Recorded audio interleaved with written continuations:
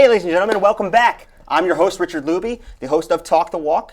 Talk the Walk is a disability inclusion platform for individuals, communities, and companies to highlight all the great work within the disability community. And once again, I have a great guest. Her name is Saba Shahid. She is the founder of the Art Cart. So without further ado, Saba. Hi, Rich. How are you? I'm very good. How are you? Thank you for having me here. Well, thank you for coming in. And for the audience who didn't see the 35 cuts that we just did, it's a work in progress, but we're getting it. So we are. So thank you once again for coming in. I wanted you to come in because I heard about your program, your company, the Art Cart. The first thing I want to ask is, what is the Art Cart? What do you guys provide? Sure. So the Art Cart is a company that spreads smiles and healing through art. So our mission and our purpose is very simple. We want to spread positivity and promote healing through art. One of the really cool things about our program is that it's based off of the phrase "Smile, it's contagious." Okay. And so SMILE is an acronym that stands for Seize the Day, Make Positive Memories, Inspire Yourself and Others, Love, and Promote a Healthy Environment. So each of the art programs that we do, we tend to tie that in so our participants get a greater outcome out of it. Not only are they creating an art piece, but they're also getting a confidence component to it. And so we tend to focus on medical conditions that list the inability to smile as a symptom of their disease. Okay. So we do a lot of work with Parkinson's patients, patients that have gone through strokes, patients that are living with depression, patients in day hab programs with cognitive disabilities, and also just the aging population. So this is our way of giving back to the community, reminding them that even though you're living with some type of medical condition, there's always a positive side to things, and helping them overcome that mental roadblock to allow them to try different things like art. That's phenomenal because, as you said, even though you're living with a medical condition, there's still some things out there, some things to allow you to progress. And I mentioned in my past couple shows that a lot of times when a medical condition comes about, it's tough to accept and transition into Absolutely. that life. And there might be a little bit of depression behind that. Mm-hmm. But you're allowing with I think it's kind of like your acronym, your mission, that SMILE, to showcase, no, life's not over, live with it, celebrate it. Exactly. And let's work through it together. Exactly. That's phenomenal. Now, we have an art piece here. Mm-hmm. Can you kind of explain, you mentioned what you do, it's through the arts. Now, with this art piece, for example, what were you striving to do with your clients? Absolutely. So this piece has a couple really cool components to it. So if you look at the background, you can probably tell that it's not very smooth, So it wasn't done with paintbrushes. So that's one thing that we do. We're not always using paintbrushes. We try to encourage our participants to use different forms, different tools, I should say, to explore art. So here, fingers were used. Okay. So we actually finger painted this piece. And so these puzzle pieces kind of tie in with our SMILE acronym, and they represent the M, which is Make Positive Memories. So the concept behind this piece was we told our participants that they can use as many puzzle pieces as they want, and they have to put both their positive and their negative memories onto this canvas. So Okay. each puzzle piece represents one of their memories. So the concept behind this piece was we told our participants that they can use as many puzzle pieces as they want, and they have to put both their positive and their negative memories onto this canvas. So Okay. each puzzle piece represents one of their memories. And so that was our way of helping them, overcome any of the negative memories that they have while remembering the positive memories that they have. And, going back to what you were just saying, is having that acceptance and being able to move forward. This is great. This is so. For example, with this piece, you said it's part of the SMILE. Can you go through the SMILE and what each letter stands for? Yep. So the S stands for Seize Your Day. Okay. The M stands for Make Positive Memories. The I stands for Inspire Yourself and Others. The L stands for Love, and the E stands for Promote a Healthy Environment. All right. Well, thank you. I'm curious, what got you into creating the Art Cart, and what were you doing prior, and what made you say, you know what, I want to provide this to the communities? Absolutely. So prior to starting the Art Cart, I also work in healthcare. Okay. And so, working behind the scenes for a medical device company, although it's rewarding because you're doing patient care work, you're advocating for patients, you're not getting that patient-to-patient contact. And that's what I really missed. That along with just, I'm a huge advocate of smiling. Okay. I can already tell. I think it's a universal language. I think it's something that breaks barriers between people. And it's really a universal language because everyone does it, right? Yeah. Regardless of race, color, religion. It's that instant connection between two people. And there's also a lot of physiological positive effects of smiling. So when you smile, that releases a neurotransmitter in your brain called dopamine. And so that gives you that feel-good feeling. And so that's another thing in our program, that's why we try to promote that, is especially when working with people with Parkinson's, that's one of the things that they lack, which causes the Parkinson's is the dopamine. And actually a prior guest, Chad Moore, yes, was on and spoke about that. So I'm kind of familiar. Good, very good. And so every art activity that we do, we start off with forcing a smile. Against people's will? Against people's will, yeah. So you might think that's funny, but actually, forcing a smile gives you the same effect as if, you were to have a stimulus that caused you to smile. You're Really? Still releasing those same, neurotransmitters, that dopamine, and you're making yourself feel good. You're going into this state of relaxation, this state of positivity.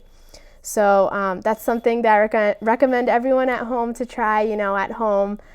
Wake up in the morning, force a smile for 30 seconds or so, and then, see how that makes you feel better. Actually, I was just reading and I bought a book. Have you ever heard of the superhero stance? I have not. No. All right. So, ladies and gentlemen, maybe another show I'll let you know, or I'll showcase the Superman stance. But it talks about how people in business, business or not, every day you should start by standing like a superhero. And it takes about 1 to 2 minutes. And they say to stand like this because it builds confidence and it gets you ready for your day. Let's say, for example, you're going into a meeting or you are coming to a studio to be interviewed. If you stand in the mirror and tell yourself that you are a superhero, you'll do better. You'll do better. It reflects better. I don't know how, and I haven't tried it yet, but I'm going to now. Next show. Yeah, next show. We'll start it just like that. My guests and I standing like this. We'll stand like this, yep. But so, kind of going off of what you're saying, the smile and the things that, kind of forcing that smile to make the client or yourself feel better, do you see a transformation in providing this art class? And when I say it's maybe with a specific client,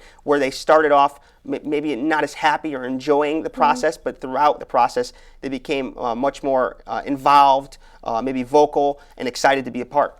Absolutely. I can tell you that a lot of the people that I see, so one of the cool things that we do with the American Parkinson's Disease Association, the Massachusetts chapter specifically, is we hold weekly art sessions. So I see these people once a week. Okay. And the first time they come in, they're all like, what am I doing here? Is this what I'm, very scared, very nervous, not knowing what they're getting themselves into. But it's really amazing when they give themselves the opportunity to try. They come back week after week and they're so excited. They look forward to this. I have one individual that I can speak about. His name is Jim.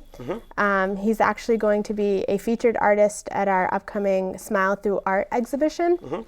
And when he came to our art class, he never painted before. He probably painted, when he was younger in school during art class that everyone had, but when he came to art class, he never painted before, and we were able to teach him a bunch of different art techniques, and now he comes to my sessions week after week, and he brings in pieces that he's completed on his own time. Really? So it's so remarkable to see the transformation that he's had through, an 8-week course. And now every time I talk to him, I like to stay in touch with all the participants that I've had. And every time I talk, I hear about so-and-so picked up some art supplies from Michael's and they worked on this, or they'll send me pictures through text messages or through email, and they'll show me what they've been working on. So it's really amazing to see that, the art cart has been able to give them a sense of control back in their life. Another really cool thing that we do in our program is we have a short survey at the end of each session. And 2 questions I love asking were, how are you feeling before you came? And how are you feeling after you completed your masterpiece? And so about 95 to 98% of the time, the responses are always, I was feeling sad or content. And then after creating the masterpiece, I was feeling happy. That's a great statistic. Yes, it's really, really rewarding to see that, and to see, I can just, every week that they come in, I can see their mood is up, their mobility is up, they're just physically, mentally, they're just so active. This is all great to hear. I'm kind of curious. You mentioned, because for myself, you hear I'm going to go do painting, or a lot of people who aren't really into art itself or haven't been involved in it their entire life, they think of it as, isn't that kind of a kid's thing to do? Right. And even myself, when I see older people coloring, I'm like, why are they coloring? But not too long ago, I started coloring to calm myself, and I think it's probably the same thing, right? Like it's a kid thing normally, but it's not really a kid thing. It's not, exactly. And I think that's one thing about art is when we're younger, we're so in tune with it, we try it out. But as we get older and as we age, that's something that we don't think about doing as an activity. But there's more and more research that's being conducted that shows the calming, the just like the positive effects of even just coloring. You focus on something, you forget about everything that's around you. And that's one thing that I see a lot in working with patients with medical conditions, is that they're so focused and they're so tuned in on creating their piece that, there's times where their tremors lessen, or, like they're just performing so much better physically and mentally.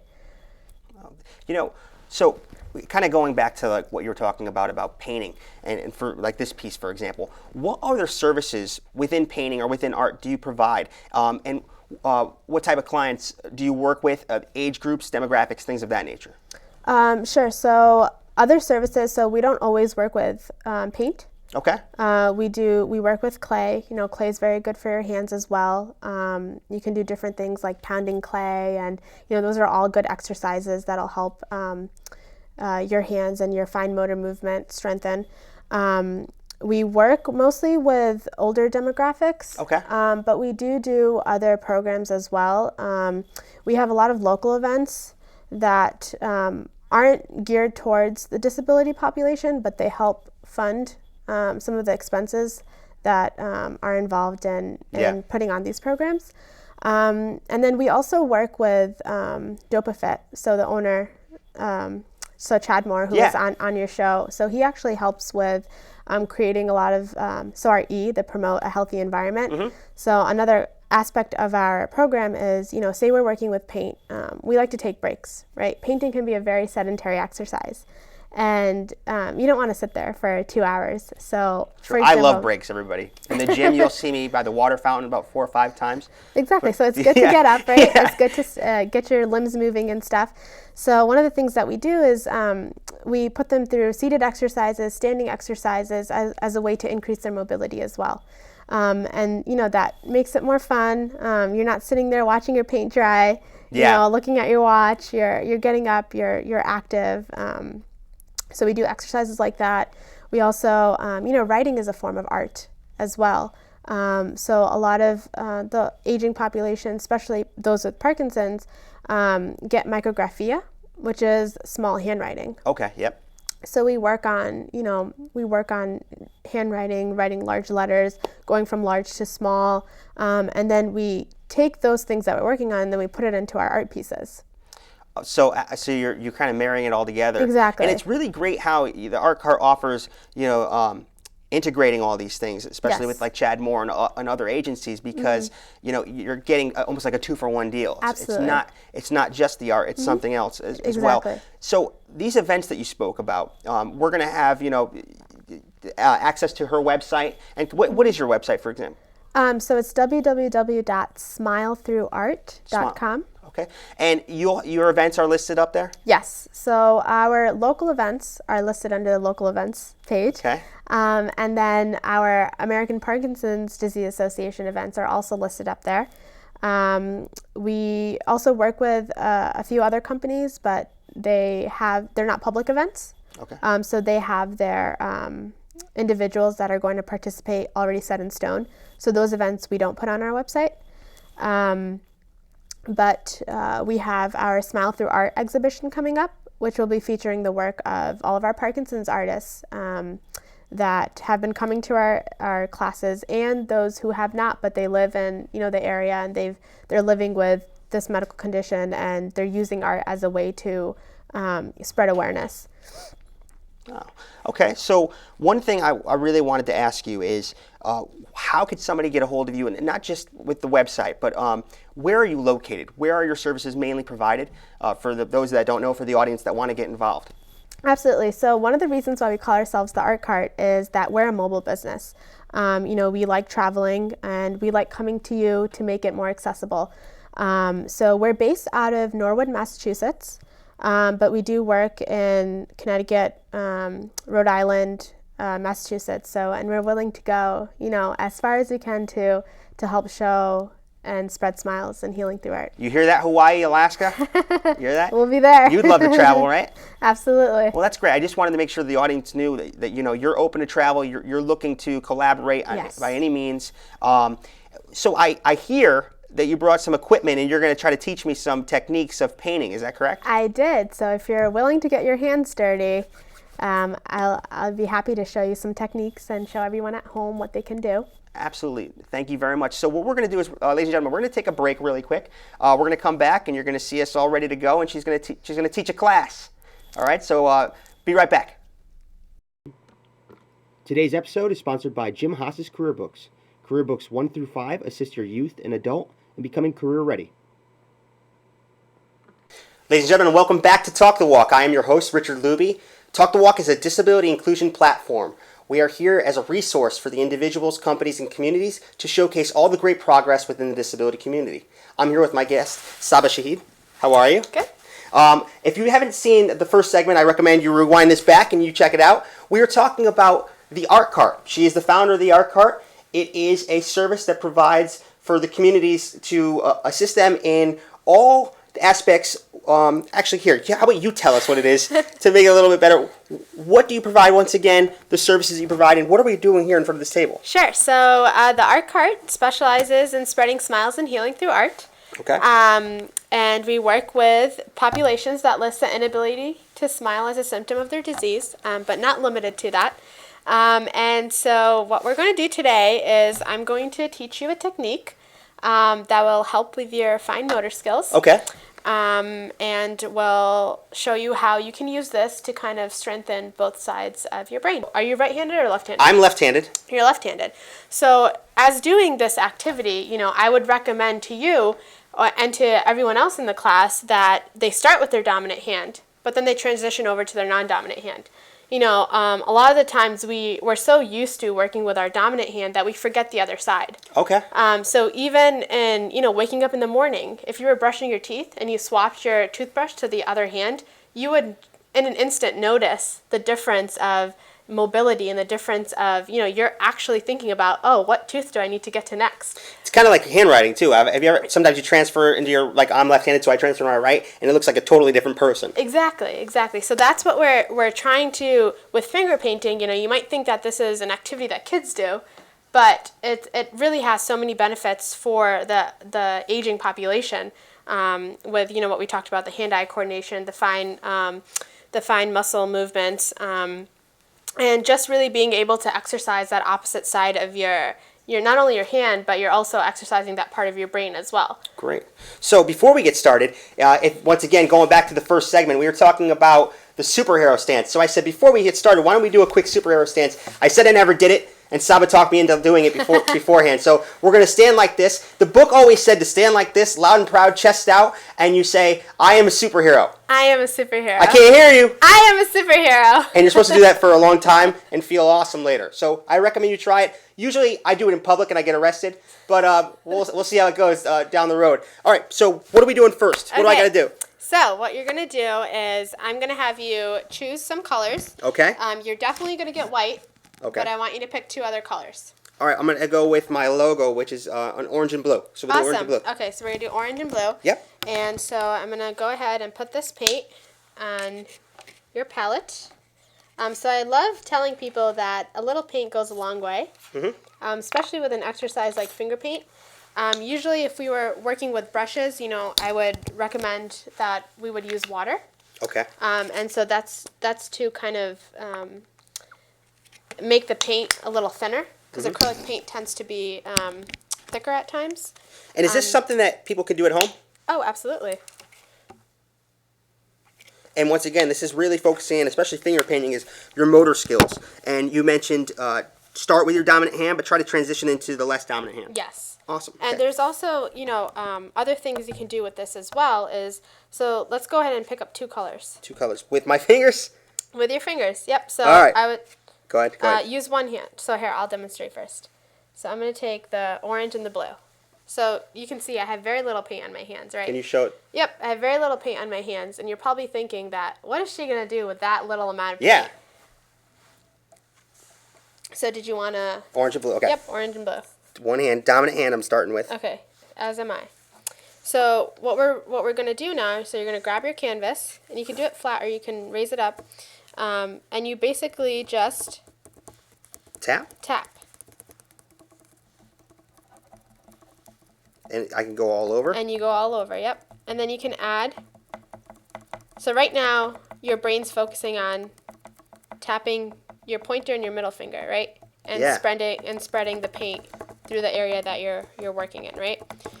And now you can grab some more paint. So grab your blue, your orange, and now grab a little bit of white. So now you're introducing A third finger. a third finger, exactly. I'll do my thumb. That's fine. And so you're going to do the same thing. Okay. And this is really cool because when there's a lot of people doing this, you get this musical effect. Ah. So it's not only, therapeutic through art, but it's also therapeutic through music. Like a tranquil sound. Yes, Did I use the word tranquil right? you did. All right. See. And and look, this is really neat too, how... Yours looks a lot better than mine. No, well, that's the thing about this. You can really, depending on the way you place your hand, you place your fingers, will give you a different type of pattern. Got you. So, and that's the really neat thing about this is because we have a lot of people in our class, but each person's piece comes out so differently, and so unique to their own abilities. So if we were to continue to do this, I would tell you to now use your non-dominant hand and work with that. Excellent. And this could be finger painting, but you could also use brushes and things like that for Absolutely. gripping and things of that nature. Absolutely. And so one of the things that we do, so if you've seen paintbrushes, they're very thin.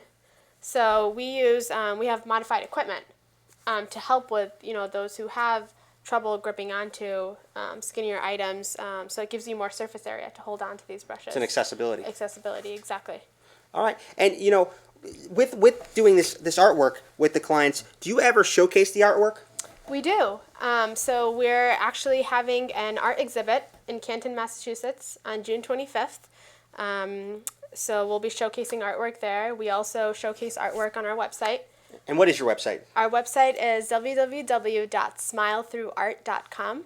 And once again, you did mention in the last segment that all the events for the public are on your website. Yes, they're all on our website. All your contact information is there? All of our contact information, if you're looking to volunteer, we also offer that service to students, as well as other working professionals. So you can reach us through online.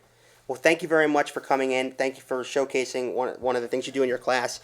Saba, it was a pleasure. Thank you so much, Rich. And so if you ever want to reach Saba, once again, reach her website. It will be below on the screen here somewhere. Okay? I want to thank, Saba. I want to thank, once again, the Disability Channel for allowing me to offer my show on their platform as well. I want to thank all my audience for, tuning in. And please come back and check out Talk the Walk for our next episode.